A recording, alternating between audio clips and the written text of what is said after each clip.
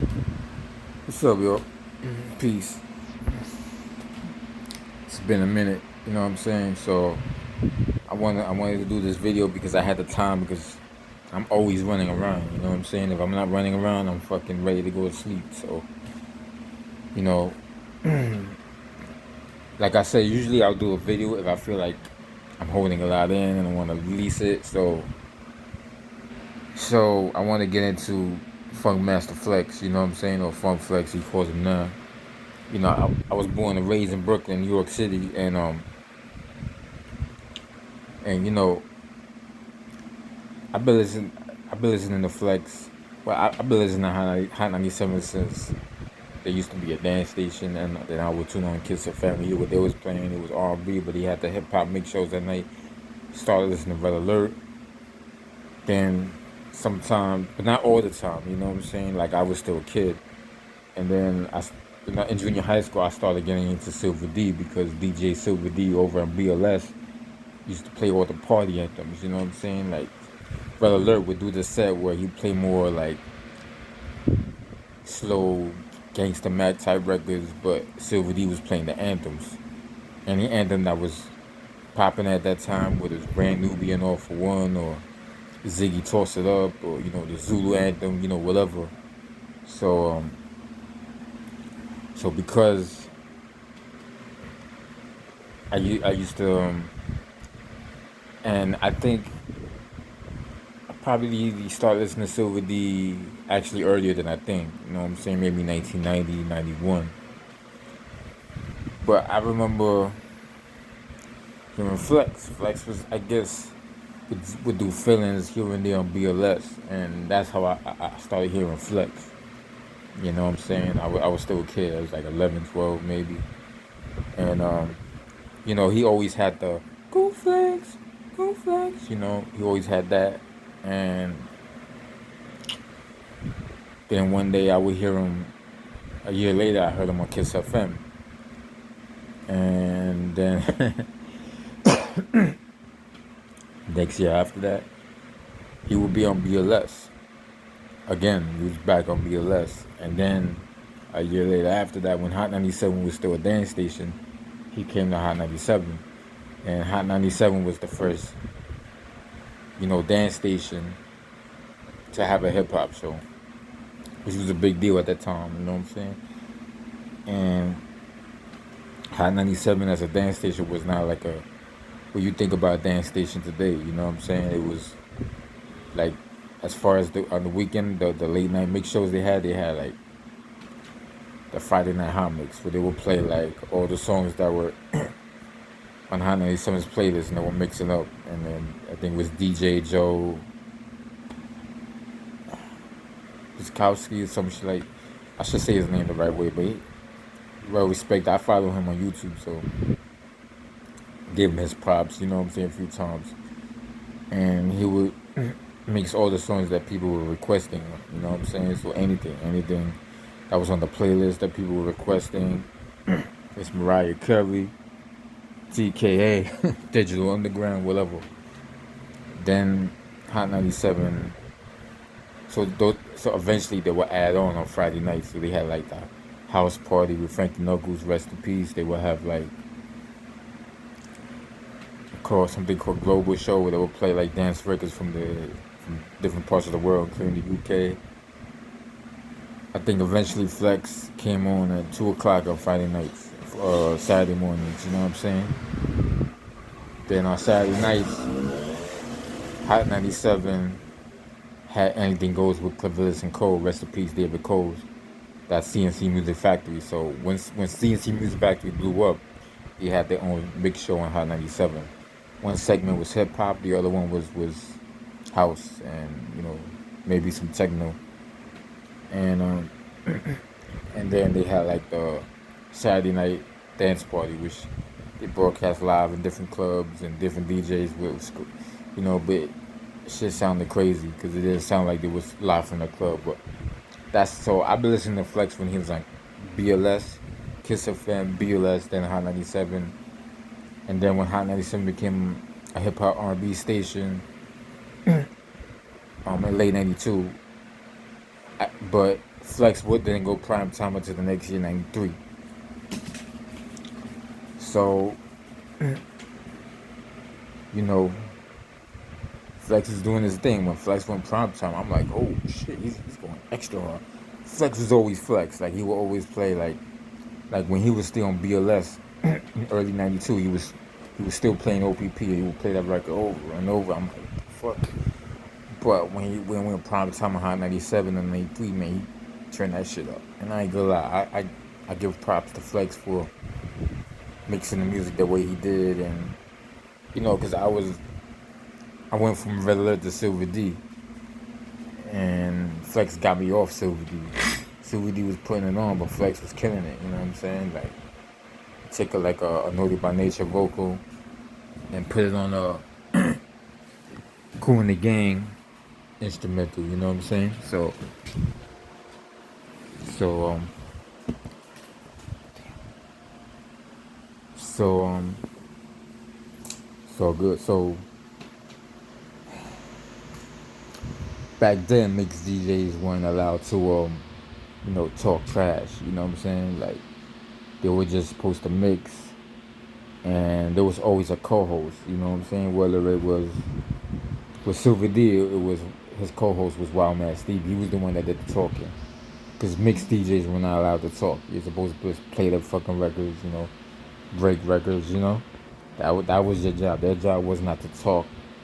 Only when it was performing somewhere, not on the radio. On the radio, they had a co-host, and he was the talker. You know what I'm saying? So just to give some of you younger dudes a vision of how hip hop was at that time. So the co-host, for example, the co-host for DJ Silver D was Wild Man Steve, who was a part of Public Enemy. You know what I'm saying? So of course, Public Enemy at the anthems. You know what I'm saying? So they was playing a lot of PE records. So I forgot who Red Alert's co-host was. Can't remember. Um, when Flex came on Hot 97, his co-host was Portazar. Portazar had just came on Hot 97 as well, and he was there. He was Portazar and Flex were part of that wave of Hot 97 becoming a hip hop R&B station. So again, I mean, DJs would talk, but they would converse with the co-host. It wasn't like they was talking to the people. The co-host talked to the people. Wild Man Steve talked to the people. Portazar talked to the people. He was letting them know they were the ones that announced which shows Silver D was doing, which shows Flex was doing. You know what I'm saying? Like that's how it goes, and that's how it should be. Every mix, the way it is now, it should not be this way. Every mix hip hop show should have a co-host that actually does the talking, who's more trained to talk on the radio. You know what I'm saying? That's how it was back then. That's how it should be now. So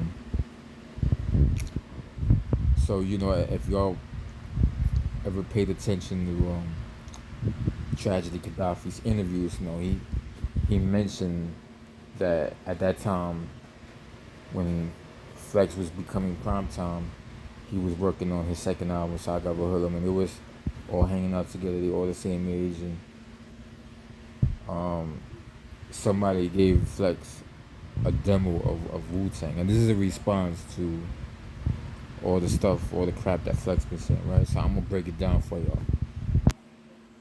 So as the story goes, that they gave the demo to Flex. It was Protect Your Neck.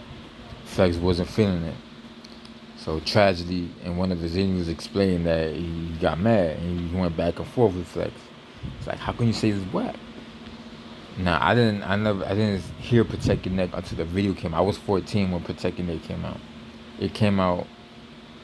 They gave the video first to Ralph McDaniels, and Hot 97 never played Protect Your Neck. So I just want to let everybody know that Hot 97 did not play Protect Your Neck. They never broke the record because Flex didn't like it, so Hot 97 didn't play it. Okay, Hot 97 was still new in the hip hop R&B market, right? But I remember seeing the video. When I saw the video, I'm like, I got it right away. Even though I'm not a 5%er, even though Um, even though it doesn't, I never lived in the projects. Even though that doesn't matter, because we was poor. There were times when I was in high school, I would get food stamps. I lived in a tenement building, so and I'm not from Staten Island. Every hood is a little different, but I got it right away. I got why they were rapping in a circle. You know what I'm saying? Because I kind of knew about it. The cipher thing, and then that's how 5%ers when they meet up. You know what I'm saying? That's how they meet up, and but the lyrics that were kicking, the even though it was an upbeat record, the sound was darker. But I got it. You know what I'm saying? Because they're coming from a struggle. They're coming from a dark place. So I got it right away. Because when you're growing up seeing certain things, you get it. You know what I'm saying? So I got it right away. I'm 14 years old. When I first saw the Protecting That video, I fucking fell in love with that shit, right? But Flex wasn't feeling it, as the story goes. And that's why Flex never played the record. Maybe once in a blue moon. Hot 97 never put it on Battle of the Beats. Y'all know Battle of the Beats. They play two songs.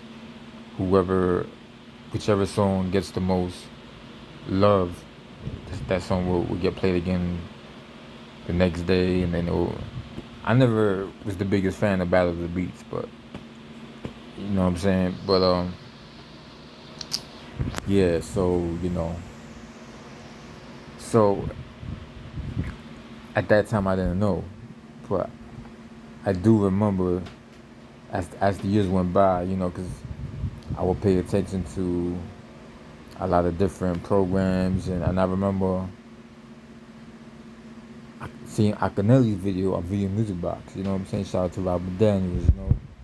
Video Music Box came out before Rap City. That it's based here in New York City, hosted by Robert Daniels, and that's the blueprint here in New York City. If you wanted to get your music played, especially if you're a rapper. You know what I'm saying? So, Robert Daniels played Protecting It, and the next year he started playing Akineli, Aku Who. That was Akineli's first record. To me, that shit was a party classic. That song should have been as big as, Tag Team Whoop, There It Is. You know what I'm saying? Like, yo, for real, that should have been a top 10 rap song. I played it. I don't remember Flex playing it a lot. And I don't remember Flex playing Tragedy too much. At that time, Tragedy Gaddafi was still going by just playing Tragedy or Intelligent Hoodlum. You know what I mean? He had second album out. But Hot 97 never played Tragedy's second album either. I think they played a Posse, but that was for the Black Cowboy movie. But they never played Grand Groove, and they never played the next single that came out in early '94, the Street Life remix by K-Duff.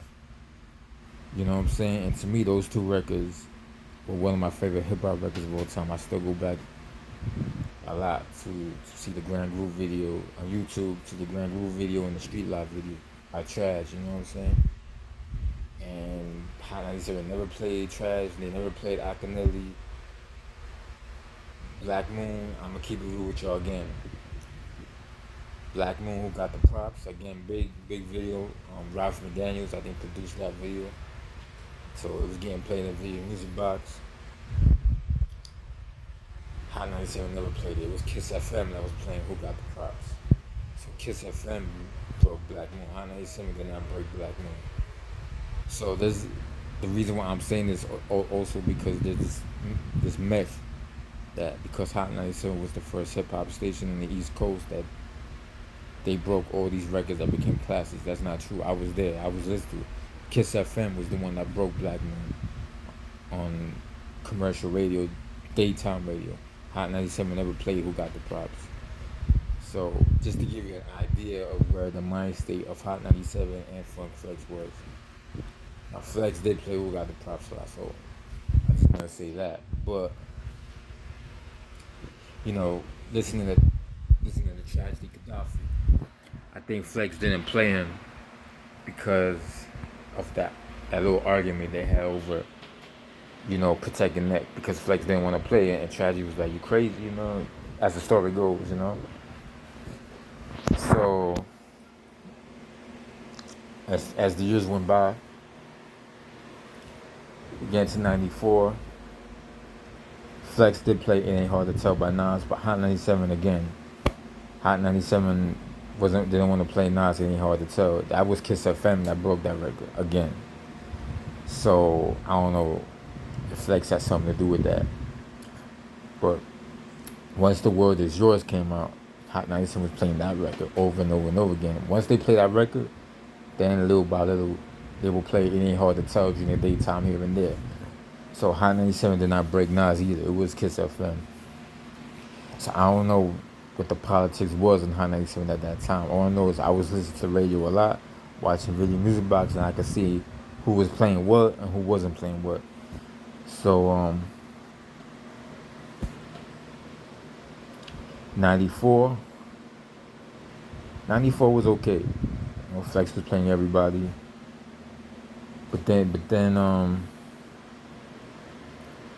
we get into late '94, Tupac situation. Big Hit was already blew up with Unbelievable and Big Papa. I wasn't really the biggest fan of Big Papa. I liked Unbelievable more.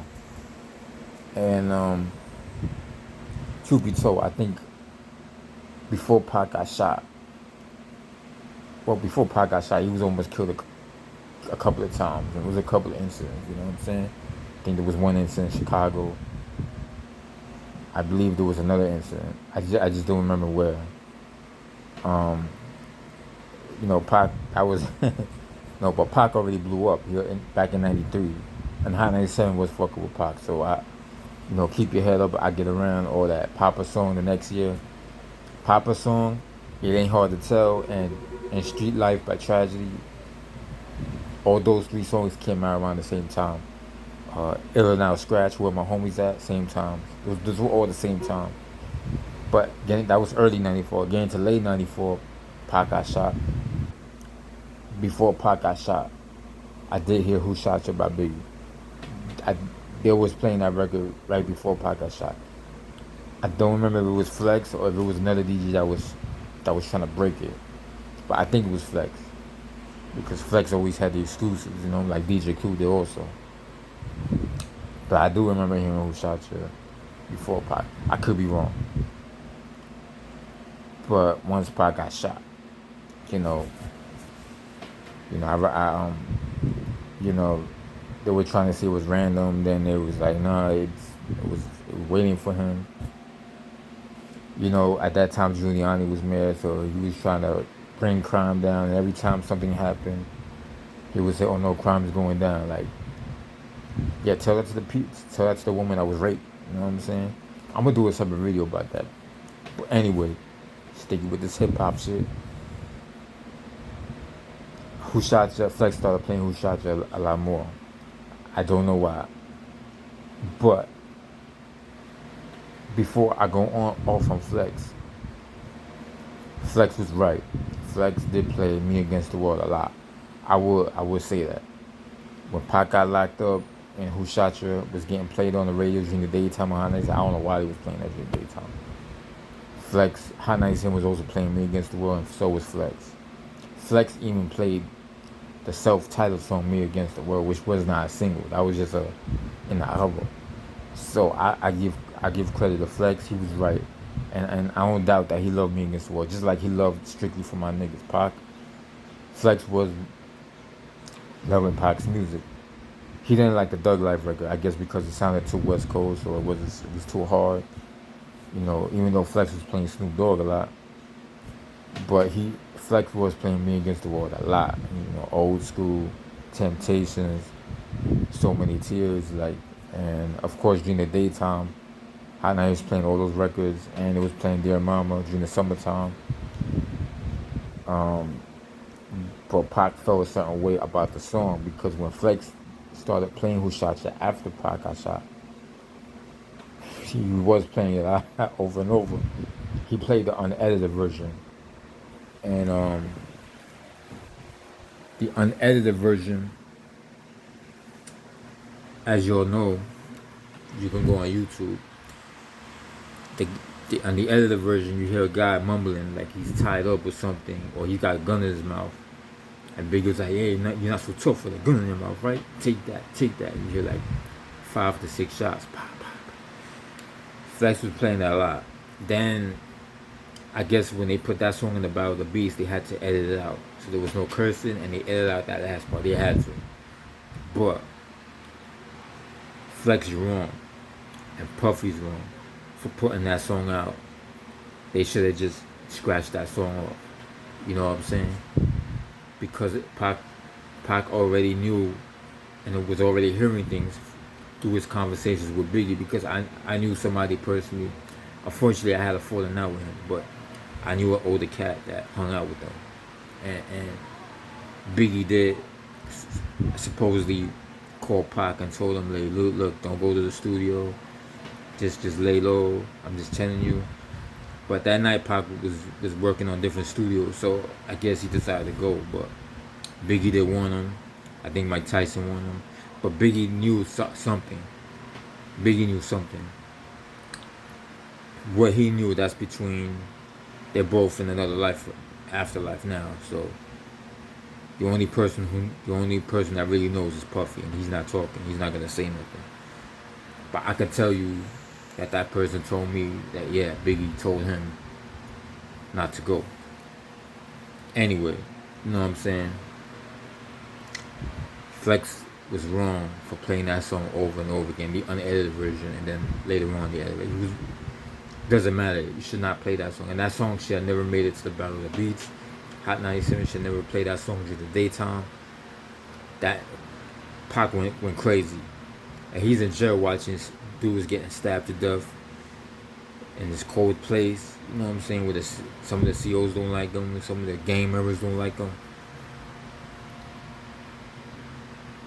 So even though Flex was playing Me Against the World a lot, he was also playing Who Shot You a lot. Now, eventually,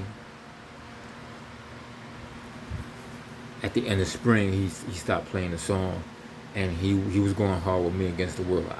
Again, I have to let y'all know that, because that's the truth. Flex was playing a lot of, and again, he even played the self-titled song Me Against the World, which was not a single. So he played Me Against the World. He played Old School, which had no video for it. You know what I'm saying? And Temptations, when it came out later on in the late summer, and So Many Tears. I think he played the remix version, which is my favorite. So I'll give credit to Flex on that. When Pac came out of jail, I think that was around the time Slick Rick came out of jail. Slick Luke was in jail since '90, so it was an interesting time for hip hop. Like, I was kind of excited. I was like, "Oh shit, Pac just came out. Slick Rick just came out. What?" You know what I'm saying? Because after Pac got locked up, Ralph McDaniels did a special on Slick Rick, so it was a lot going on at that time. And I did not know at that time about what Suge Knight did at the Source Awards. I didn't know. I heard, but I didn't know. But 1995 was kind of interesting. Also, to put everything in perspective, you know what I'm saying? Just to give you a vision of what was going on at that time. Hot 97 started to cut the playlist short a little bit. And they were still playing good music. They were still playing Faith Evans and Shaggy. They played the Marvin Gaye version. I hated the Marvin Gaye version. I liked the video version, you know what I'm saying? You know, a lot of the music from Bad Boy was dope. I ain't gonna lie. Craig Mack, come on. But Biggie Give Me One More Chance was big.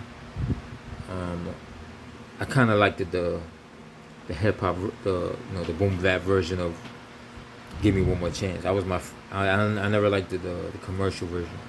That's just me, you know what I'm saying? But that was also 1995 was also the prime of the Thug era. You know what I'm saying? Thug era started in '93, but it really took over in '95. So all the street dudes that was trying to get into the music game, they was in it by the time Pac got shot. So, you know, all the names that were thrown around, you know, Keefy D. Well, he was still in the streets. I didn't know who Keefe D was at that time, but I'm just saying, knowing who I know Keefe D to be now, he was promoting a Compton rapper at that time named Mello. So, and he did a song with Redman, and I vaguely remember that song. Um, but Redman was everywhere back then, of course. That's the era that Jimmy Henchman was coming in. All them dudes. Uh, Anybody affiliated with Puffy that was from the streets, they was in it. Junior Mafia had their street affiliations, Mobb Deep and their street affiliations, Onyx and their street. So Fat Joe and his, you know what I'm saying. So that was the era, that was the year when things started to get a little crazy. It got crazy and it started to get crazy in late '94 because that's when early '94, early '95. That's when that situation happened with Prodigy and Keith Murray. And I think Prodigy also had beef with the Lost Boys. They got into it supposedly. And then Pac said what he said in the vibe and Mob. It was just crazy. Still good music coming out, but it was also getting crazy. You know what I'm saying? And I'm saying that I'm a teenager, so I'm also seeing all the street shit going on. Dudes getting robbed, niggas trying to rob me. So that's like, and some other things too that I don't want to talk about. So that was like a dark period for me and for hip hop, and just for me, my person. But so once Flex came out, supposedly Ambitious as a writer came out first, but they never played the song here in Hot 97. So I never knew about the song until later, until Angie put it on her introduction to Battle of the Beats. Now, Angie was stayed loyal to Pac, and I gotta give her props for that. Flex had all of a sudden he stopped playing Pac, and it was because of some of the things he was saying. And Flex is not from the streets, you know what I'm saying. Flex comes from a middle class family, so Flex did not know anything about what happened. He knew it was a setup, but he didn't know who, and nobody told Flex what happened. So Flex doesn't know anything. You know what I'm saying? But I remember when they put California Love in Battle of the Beats, and mad dudes was hitting on that shit. And Flex never played that record. I liked the song. It was a love for California. Pac was there since he was 17, so I fuck with California Love. Brother Lyric did too. Brother Lyric was like, and he's the legend, right? If Brother Lyric said it was dope, it was dope. California Love was dope. That version, not the the funk version. I like the funk version too, with Ralph Troutman, rest in peace. But Ralph Troutman was on both versions actually, but I like the funk version too, because Ralph Troutman kind of went in on that funk version. But that version, that commercial version, is the jumbo version. But so I know I'm skipping a few things, but those things I didn't pay mind to, because those, and I know what you're gonna say, but those things didn't happen in New York. I'm just trying to relate it to New York City, tri-state influx. So in late from December '95 to early '96, I mean, still a lot of good music coming out, but the news was all over hip hop. Like Stretch had just got killed right before the news came on. And maybe, yeah, and they interviewed, I believe, somebody related to Stretch, and he was like, nah, they killed Stretch because they were jealous and all that. It was drive-by, and rest in peace, Stretch. He was killed to the day that Pac got shot. And we all know that now. So not too long after that, late December, January, February, Guru got arrested from Gang Starr. Rest in peace, Guru. He supposedly was trying to sneak in a gun to LA on an airport here in Newark, I believe. And when I heard that, the way the news media made it sound like, I'm like, damn, I think Guru's gonna take care of somebody out in LA that's disrespecting New York. You know what I'm saying? Like, because that's what it sounded like to me. Then, but I don't think that was the case. I think Guru explained that in one of his albums. But that's what I thought. You know what I'm saying? So then Queen Latifah gets arrested. Queen Latifah, she got arrested for, I think, having marijuana, driving high or drunk with a trunk or whatever. Then right after that, fucking Cool C and Steady B decides to rob a bank. You know what I'm saying? Like kill a female security guard, showing no respect to a woman. You know what I'm saying? So this shit, I'm like, damn, this shit is getting out of control.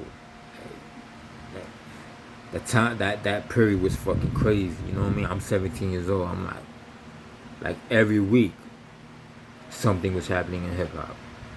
But you know what I'm saying? It was crazy. And then right after that, Biggie calls up Hot 97 and tells everybody that Snoop Dogg and the Dogg Pound in New York shooting. I was listening to Hot 97. I had the TV off, had the radio on the stand, had it on. I think I was doing homework, and dude said, "Yo, they shooting a video right now. New York, stand up." I think he said, "What are you gonna do about it?" I'm like, "What?" The next day, they shot up the trailer. I mean, everything that I'm telling you is like week by week by week, maybe skipping a couple of weeks. You know what I'm saying? But this, as I remember it, because the New York song came out early. It came out like late '95, early. So this is, you know, the Guru thing, Queen Latifah thing. Before that, the Stretch, Cool C, Steady B. Then the trailer getting shot up. This was all back to back to back, week to week. So it was just fucking. The winter was hot. You know what I'm saying? Like, so it was a black guy for hip hop, obviously. Even though there was still a lot of good music. Also, you gotta remember this was the time that the Fugees' second album was about to come out, and it was getting more radio play. You know what I'm saying? They had, what was the name of that song they had? Damn, I forgot the first single. How many mics do we rip on the deli? And then Fujila had just came out when Kusi and Steady B robbed the bank, and then the Snoop Dogg's trailer got shot. So, and Busta Rhymes had just came out with Wuha. So there was still good music coming out. But this was the Thug era. It's the prime of the Thug era. And not too long after that, I started hearing the LA song. You know what I'm saying? And I don't, whatever.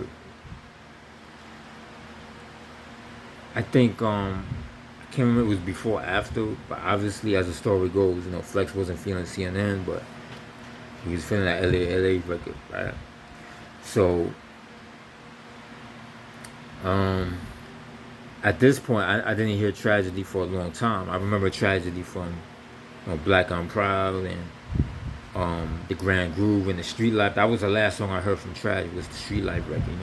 Happiness, pain, sunshine, the rain. As the world turns, life remains the same. Return of the life, return of the life, return of the life, return of the. You know what I'm saying? So when I heard the LA song, I thought Prodigy was the one that did the last verse, because Prodigy was on the hook. Then I found out it was Tragedy. On that song, Tragedy and Prodigy sounded alike. You know what I'm saying? They sounded the same on that record. So I thought that was Prodigy. Then I'm like, nah, that's some other Tragedy. That's not Tragedy. That's not how he sounds. You know what I'm saying? I didn't want to believe it. Then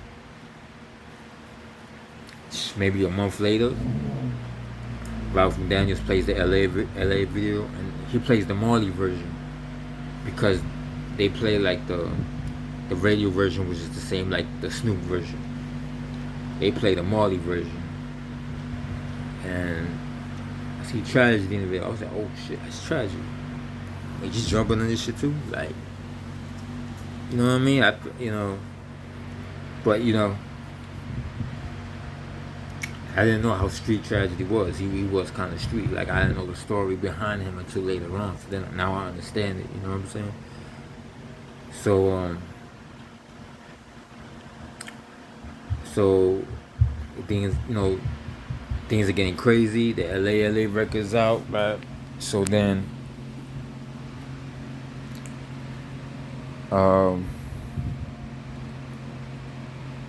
Hot 97 was playing Tupac eventually. They played How Do You Want It, but that was a little later on in the summer. But right after they started playing LA, and once the video came out, then Hot 97 started playing the Biggie Jay-Z record, Brooklyn's Finest. Take little pot shots here and there. It's a dope record, you know what I'm saying? The LA record I didn't really like, but this record I like, you know what I'm saying? And so then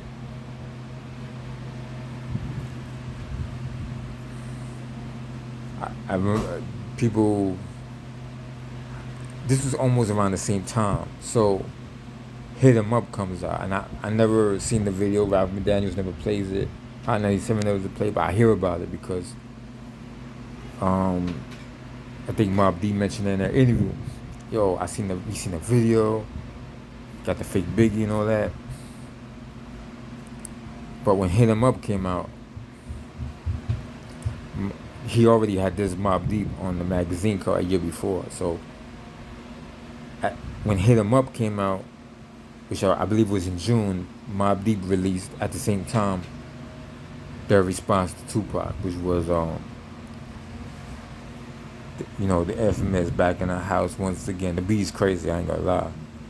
Drop a gem on them, you know what I'm saying? So, but Hot 97 didn't play that, didn't put it on the playlist until the video came out, and then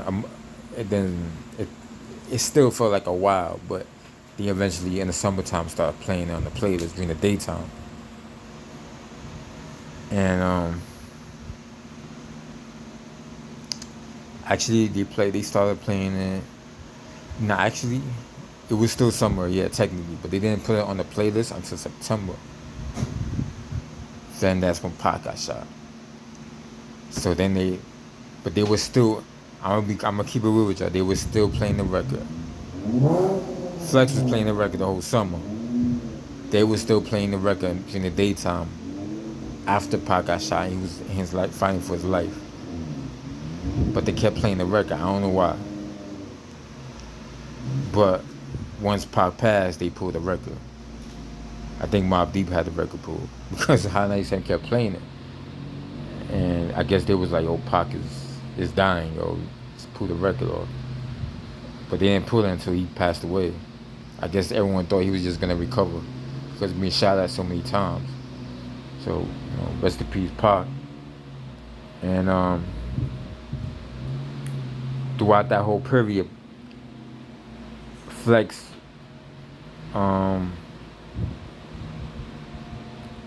Flex still had his co-host Portazar, and then I think somewhere around that time, '96, there was no co-host anymore. Flex was like, I'm gonna probably figure I'm gonna just talk myself, and actually Angel Martinez could have been the call because I remember hearing her and Flex together. So you know what I'm saying. But Flex still wasn't. He still had a co-host, so he still wasn't talking trash. So, which means Flex never said shit about Pac at that time. Okay. He never mentioned Pac. What he did say when Pac got shot was, man, I don't see the brother fighting for his life like that. He didn't have to go out like that. And Flex was right. And I felt like there was, at that time, there was sympathy to Tupac because when Pac got locked, that's when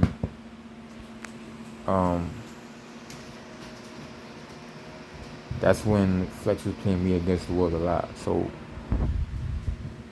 Flex definitely has some sympathy to Pac. I believe so. But, Puffy was on his ear. Puffy was on Hot 97 probably in that building every day, giving him exclusive Bad Boy records, very ambitious, so and their music was hot. It was fucking with Bad Boy at that time. So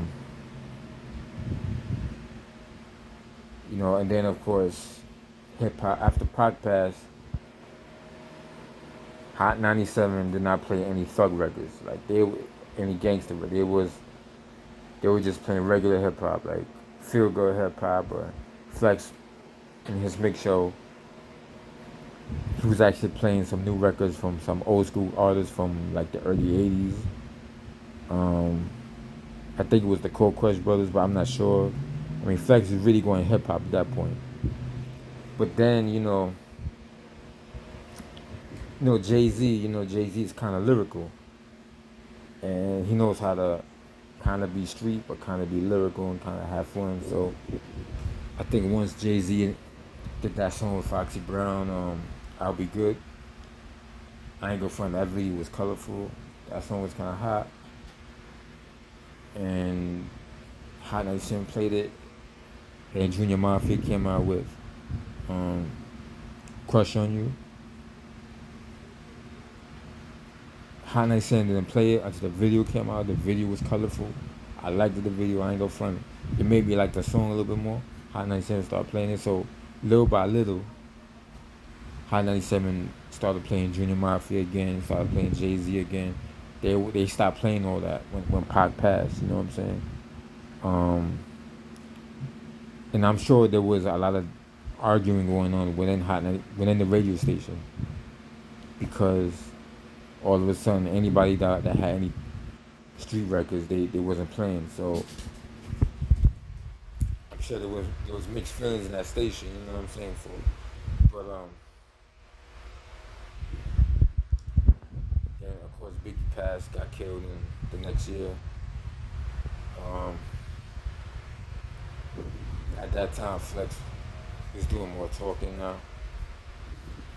He still never said no. I used to listen to Flex every freaking night.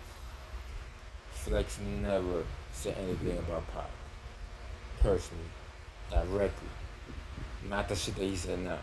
He never called Pac anything similar to Cheddar Bar. Cheddar Bar was a character that came way later on. So obviously Pac was not Cheddar Bar. I've seen the video of Pac getting shot in Quad Studios. Some of it got leaked on YouTube. I've seen it. I've seen the video. There's blood all over him. That's not him shooting himself in the dick. How can you shoot yourself in the midsection but then be bloody all over? I got shot multiple times because she got nervous and he started shooting at her. And Pac wasn't scared. If you look at the video, when the dudes who rolled up on Pac and his homies, Pac pushed the dude. Pac wasn't scared. So I don't understand where this Cheddar Bar thing is coming from, Flex. No, I'm speaking directly to you because you didn't you made a comment recently, right? So now we're gonna get to what you said, right? So you said, well, Flex said, I'm trying not to be too direct, but Flex said, and if Flex is seeing this, you said you don't play underground hip hop anymore. So my response to that is, was Wu-Tang underground? And by the way, Flex does not play Wu-Tang anymore either. He had a falling out with Wu-Tang back in '97 when Wu-Tang had a falling out with Hot 97. So, but back to what I was saying. So to Flex, Wu-Tang is underground? They're not underground, they're worldwide international. Is KRS-One underground? Is Lost Boys underground? Is Rod Digger underground? Is the Flipmore Squad underground? Is the Fugees underground? So let's talk current artists now. Is Jawar Ortiz underground? Is Kendrick Lamar underground? Is the whole Griselda movement underground? No, because they're making millions. I mean, all the hip hop records, Flex, that made, if it wasn't for those hip hop records, you wouldn't be here right now. because some of those hip hop records you didn't break, and some of those hip hop records you refused to play. You did not play Protect Your Neck until later on. You did not play too much Rockinelli. You did not play too much of Tragedy. You know, when he was a Treasure Hoodlum. You know, you did not play Gemini, the Gifted One. So for those of you who don't know, Gemini had a song called The Funk Soul Sensation back in '95. That song, that rap song, was number 36 in the rap charts. Like number 36. I might be wrong, but I think it was 36. It's somewhere around there. But I'm gonna stick with 36. Hot 97 put in the Battle of the Beats, but they never put it on the playlist, as even though that song was number 36. So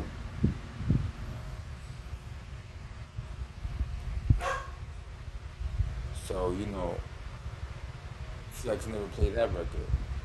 You know what I'm saying? There's a lot of great hip hop records that you never played, but you were playing a lot of hip hop artists in general anyway. You know what I'm saying? Every DJ has his own taste, so I respect that. Red Alert play what he play, you play what you play. Red Alert play all those records.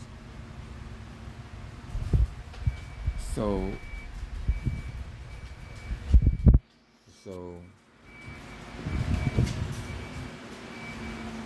hold up a minute. Gotta check something. So that's cool. Every hip hop DJ has his own taste, right? And no barking, right? So so my response to Flex, right? My response to Flex is, you know, those records that you play were not underground. Those were records that that because you played it a lot and because Hot 97 put on the Battle of the Beats, they became top tier rap songs. What you perceive as underground is not underground. Just because you didn't play the record doesn't mean it was underground. Just because you used to play that record and you don't play anymore doesn't make it underground. Okay, Gemini, you think Gemini is underground. Without your support, without nothing, Gemini's first song, Funk Soul Sensation, was number 36 on the rap charts. So go figure, is that underground just because you didn't play it? Nah. Red Alert was playing it though. So, you know what I'm saying? That like, so now we get into, he made that comment, so now I want to respond to some other things he said. So he brings up Pete Rock, right? First, so that response also goes to Griselda, because Griselda's music is dope. I like them. They're dope. He doesn't like it because he says he doesn't want to play underground hip hop records. He wants to play club records. Okay. Before we get into Pete Rock, let's talk about what you said 6 days ago. 7 days ago, you said you called out Math Hoffa, right? And you said, Math Hoffa, where's your record? Bring your record. Joel Santana, I'm still waiting for your record. But that's contradictory, because you said you don't want to play those records because those are underground records and you want to play party records. So about a month ago, you said you don't want to play underground hip hop. You want to play, or underground, you want to play party records. 6 days ago, you said you're on the chopping block every day. Whereas Matt Five was only chopping block once in a while. Which means that what Flex, for those of you who don't know, what Flex is saying is, if they don't play the right records, Flex could be fired. They're never gonna fire Flex, that's bullshit. But it's contradictory to what he said when he went off on Pete Rock and Griselda. Because he said he didn't want to play underground hip hop, right? Okay, but now you're saying, but now you're playing Math Hoffa's song because you like that song. And now you're playing so-called underground hip hop.